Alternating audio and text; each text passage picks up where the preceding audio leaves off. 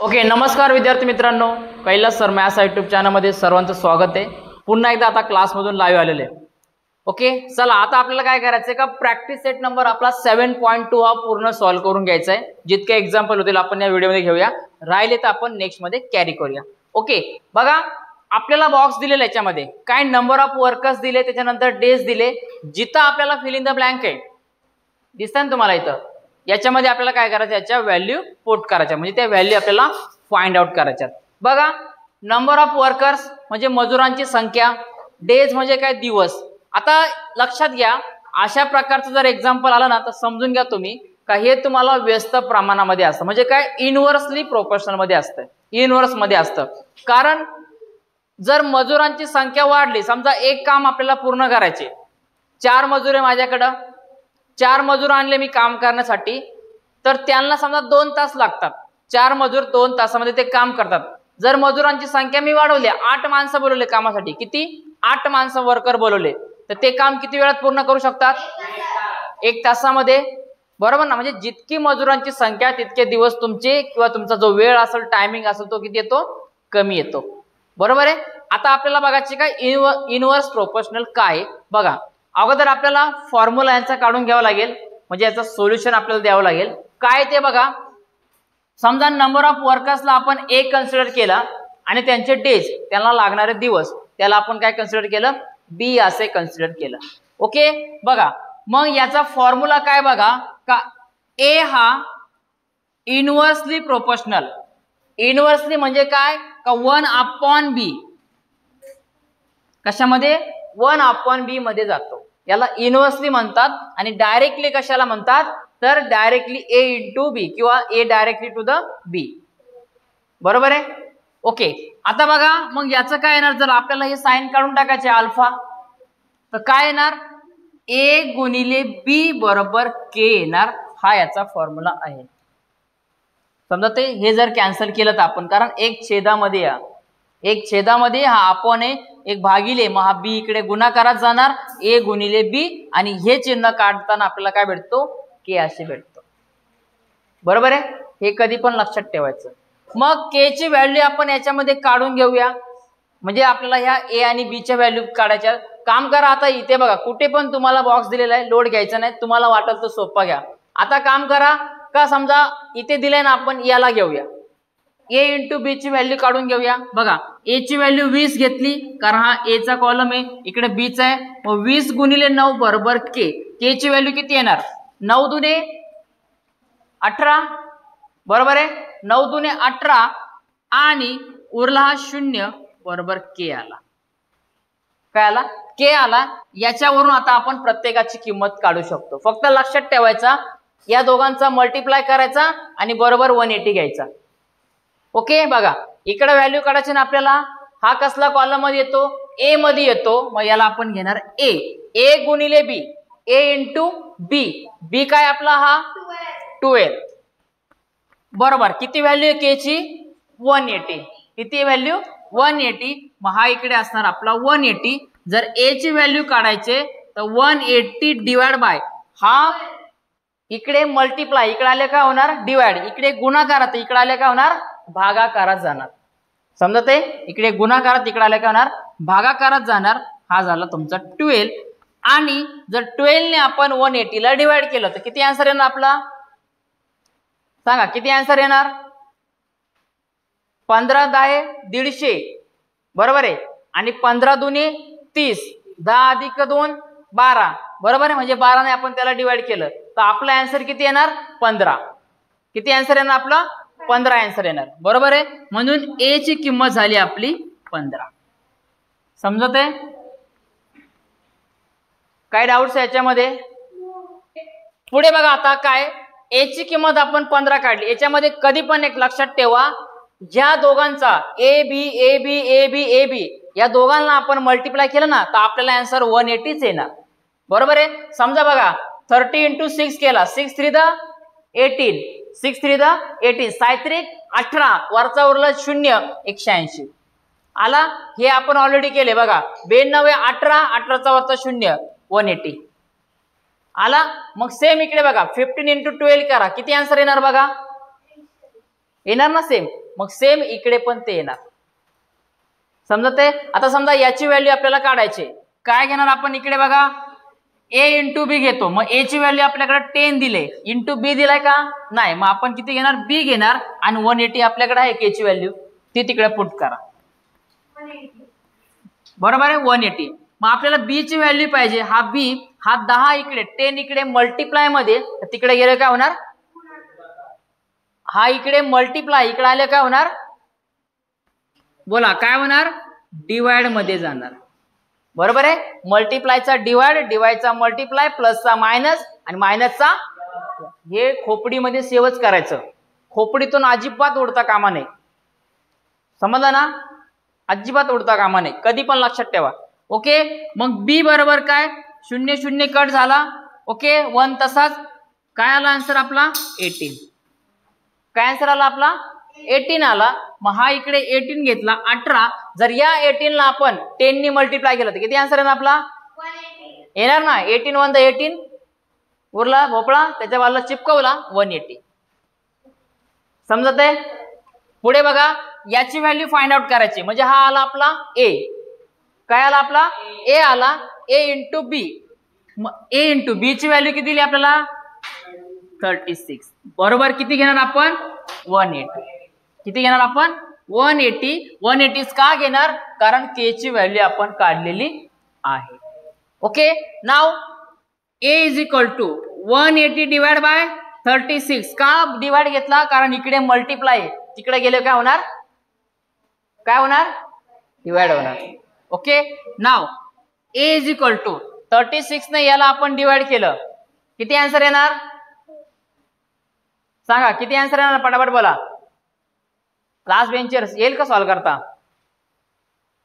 किती आन्सर येणार 5. Very good. किती आन्सर येणार 5 येणार का नाही, बरोबर आहे. 18 1 18, 18 दुने 36, 36 आला, 36 दुने 72 आणि वरचे उरले 36. म्हणजे असा 5 वेळा गुणाकार केला तर आपल्याला किती आन्सर येणार, 180 येणार.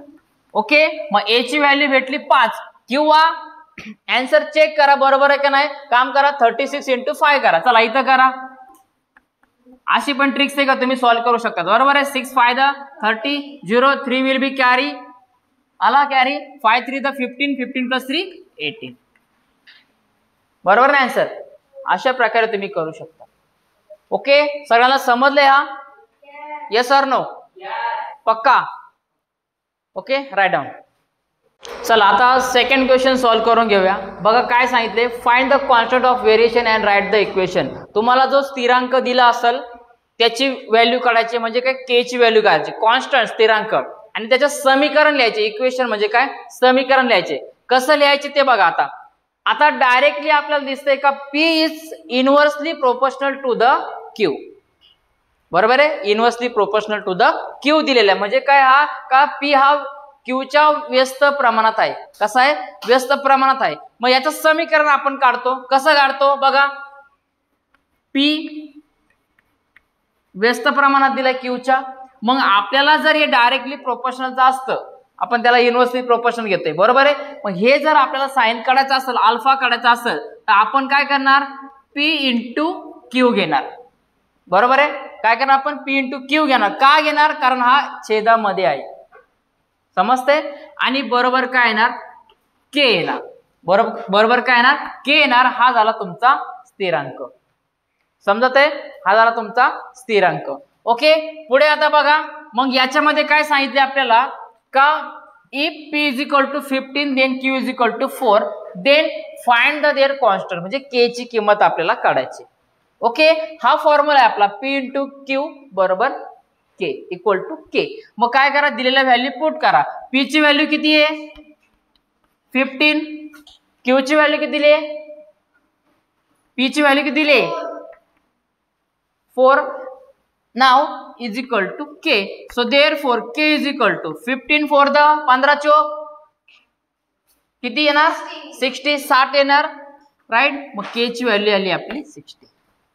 बोला काय डाऊट आहे, एकदम सिंपल आहे, सिंपल इक्वेशन तयार करायचंय. हा इन्व्हर्सली प्रोपोर्शनल दिलाय 1/q, म्हणजे याला काय करा मल्टिप्लाय करायचा, बरोबर के घ्यायची, के चीच व्हॅल्यू सांगितले. दिलेल्या दोन्ही व्हॅल्यूचा मल्टिप्लाय करायचा, गुणाकार करायचा, जे आन्सर येईल ते झालं तुमची के ची किंमत.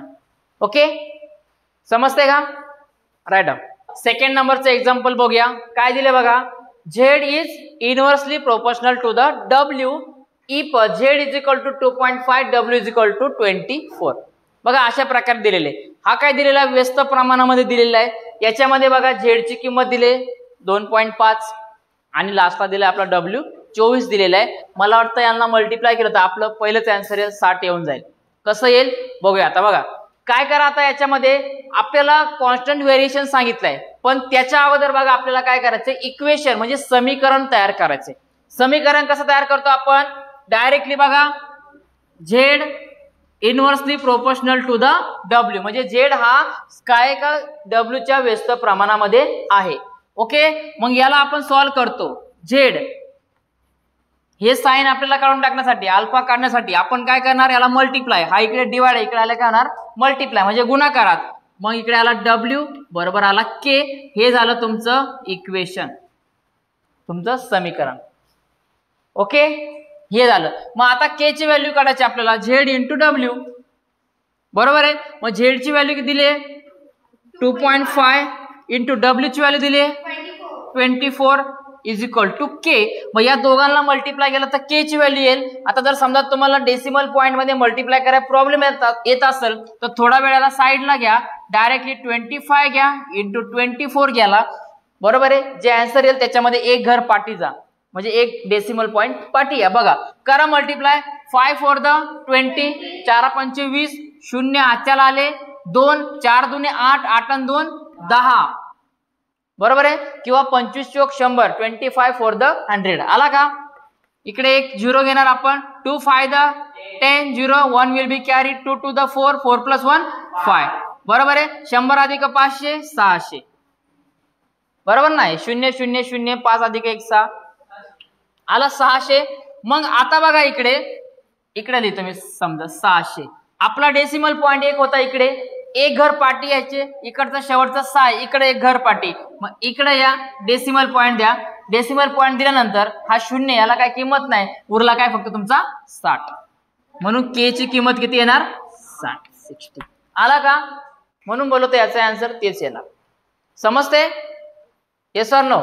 ओके, मेक अ झेरॉक्स, लिहा पटापट, नुसतं लिहा. आता पुढचं एक्झाम्पल सॉल्व्ह करून घ्यायचे, दोन्ही एक्झाम्पल. आणि लक्षात घ्या, आता आपण इक्वेशन याच्यामध्ये काढलेत ना, तर तुम्ही के इज इक्वल टू किंवा दिलेले व्हेरिएबल्स आहेत त्यांना पुन्हा एकदा नोट करून घ्यायचे. ठीक आहे ना. कसं करायचं बघा. आता काय दिले आपल्याला, S is inversely proportional to the T square if S is equal to 4, T is equal to 5. S ची किंमत 4 आणि टी ची किंमत 5 दिले. इक्वेशन तयार करून घ्या. काय हा yes inversely proportional to the T square, म्हणजे हा असा झाला का yes into T square is equal to K झाला. ओके, त्याच्यानंतर आपल्याला पुन्हा काय करायचं का, याची पुन्हा एकदा व्हॅल्यू काढायची आपल्याला. हीच बघा कसं आहे, आता यस ची व्हॅल्यू आणि टी ची व्हॅल्यू दोघांची सेम व्हॅल्यू बघून घ्या अगोदर. काय बघा, मग यस ची व्हॅल्यू काय आपल्याकडे दिलेली आहे 4 दिले, मग 4 इंटू टी ची व्हॅल्यू 5, पण टी चा स्क्वेअर दिलेला आहे. काय दिलं तुम्हाला, टी चा स्क्वेअर, म्हणून आपण काय करणार 5 चा स्क्वेअर घेणार. 5 चा काय करणार स्क्वेअर घेणार. मग बघा आता 4 इंटू 5 चा स्क्वेअर किती येतो 25, आणि 25 4 किती येणार 100, बरोबर आहे. किती येणार 100. So therefore K is equal to 100 ही व्हॅल्यू झाली आपल्याला. ओके, त्याच्यानंतर बघा हीच व्हॅल्यू तुम्हाला पुन्हा एकदा लिहायची, शक्यतो नाही घेतली तरी चालेल, काय अडचण नाही. बघा म्हणजे या दोघांचा मल्टिप्लाय हेच घेतलं ना आपण, इकडे असं लिहायचं S into T square is equal to हीच व्हॅल्यू पुन्हा लिहायची तुम्हाला, म्हणजे हा येणार 4, टी चा म्हणजे 5 चा square is equal to 4 into 25 आणि इज इक्वल टू 100. हेच बघून तुम्हाला एकदा छापायचे खाली. ओके, एवढं केलं तरी चालतं, काय अडचण नाही. समजलंय? पुढचं एक्झाम्पल बघा, 4th वाला दिले, X is inversely proportional to the root Y. X ची व्हॅल्यू दिली 15, वाय ची व्हॅल्यू दिली तुम्हाला 9. बरोबर आहे, कर्णीमध्ये y दिलेला आहे. मग आता इक्वेशन तयार करून घ्या. याला जर आपण काढायचं झालं तर हा काय जाणार, इकडे डिवाइड, इकडे होणार मल्टिप्लाय, हा होणार √y बरोबर k. हे झालं तुमचं इक्वेशन. k ची व्हॅल्यू काढा. k बरोबर x ची व्हॅल्यू किती दिली, x ची व्हॅल्यू 15 इंटू रूट मध्ये y ची व्हॅल्यू किती दिली 9. इकडे घ्या 9 आला 15 इंटू, आता हा रूट मध्ये 9 दिलेला म्हणजे तो स्क्वेअर रूट झाला. बरोबर आहे, वर्गमुळा झाला. मग अशी कोणती संख्या आहे का त्याचा वर्गमूळ 9 येतो, कोणती संख्या त्याचा स्क्वेअर रूट किती येतो 3 येतो. बरोबर आहे, किती येतो 3 येतो. मग हा याचा बाहेर येणार 3 येणार. मग 15 3 45. समजते, हा झाला k ची व्हॅल्यू. पुन्हा यांची सेम व्हॅल्यू, हे सेम लिहायचे तुम्हाला. बघा काय करा, तुम्हाला हे सेम एकदा लिहायचे म्हणजे x इंटू √y. मग हा 15 इंटू हा √9 इज इक्वल टू 15 इंटू 3 होणार आणि 15 3 45. हे तुम्हाला एकदा लिहायचे. समजते, अगोदरच्या उदाहरणापर्यंत फक्त झेरॉक्स मारून घ्या, काय अडचण आहे. ओके, पहिला आणि दुसरा प्रश्न आज आपण पूर्ण क्लिअर करून घेतलेला आहे का, याच्यामध्ये सगळ्यांना समजला असेल. बाकीचे एक्झाम्पल घरी ट्राय करा आणि बाकीचे राहिलेले आपण पुढील व्हिडिओमध्ये बघणार आहोत. ओके, तर ऑनलाईनच्या सर्व विद्यार्थ्यांना काय अडचण असेल तुम्ही मेसेज करा, कमेंट करा आणि व्हिडिओला एकदा लाईक करून द्या. सिम्पली लक्षात ठेवा, तुम्ही एकदा घेतलं तरी चालेल, याच्यामध्ये कुठलाही प्रॉब्लेम तुम्हाला येऊ शकत नाही. ओके, भेटूया आता पुढच्या व्हिडिओमध्ये. डन.